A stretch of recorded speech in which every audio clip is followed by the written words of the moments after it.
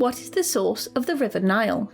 While that might sound like a straightforward question, the origin of the longest river on planet Earth has befuddled people for thousands of years.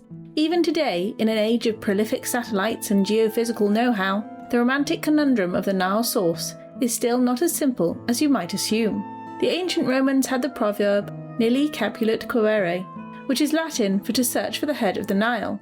It was used to describe a mad endeavour, striving for the unattainable or impossible.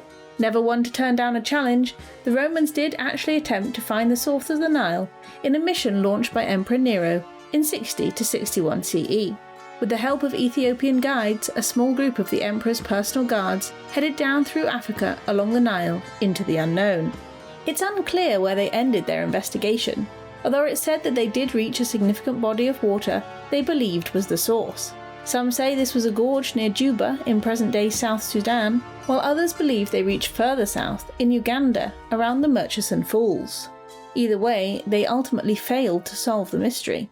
Prior to the Romans, the ancient Egyptians were keen to find the origin of the Nile, not least because the civilization relied on its waters to nourish their soil and serve as a transportation route. It's believed they traced the Nile as far as Khartoum in Sudan, explaining its source as the Blue Nile from Lake Tana in Ethiopia.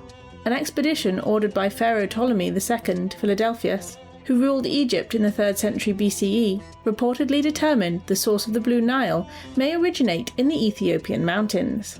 The insight of the Blue Nile was right on track, but there's no evidence the ancient Egyptians ever explored the other key piece of the puzzle, the White Nile. Today it's largely agreed that the Nile has two sources, the Blue Nile and the White Nile, which meet in the Sudanese capital Khartoum before continuing northwards into Egypt. The Blue Nile emerges in the east in Ethiopia's Lake Tana, while the White Nile appears from Lake Victoria, exiting at Jinga, Uganda.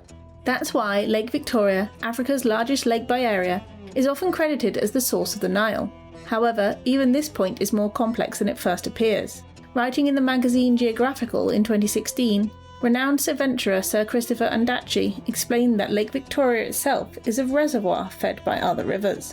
In 1966, Ondaatje ventured on an expedition through Africa to locate the source of the Nile River, and found that the waters of Lake Victoria flow into Lake Albert. The White Nile doesn't directly flow out of Lake Albert, but from the Kangera River and the Semliki River, which stem from the Ruwenzori Mountains in the Democratic Republic of Congo. All told, it's clear that the River Nile has no single origin, and is fed through a complex system of rivers and other bodies of water. While it's a romantic notion that the source could be pinpointed on a map, the truth is rarely ever that simple.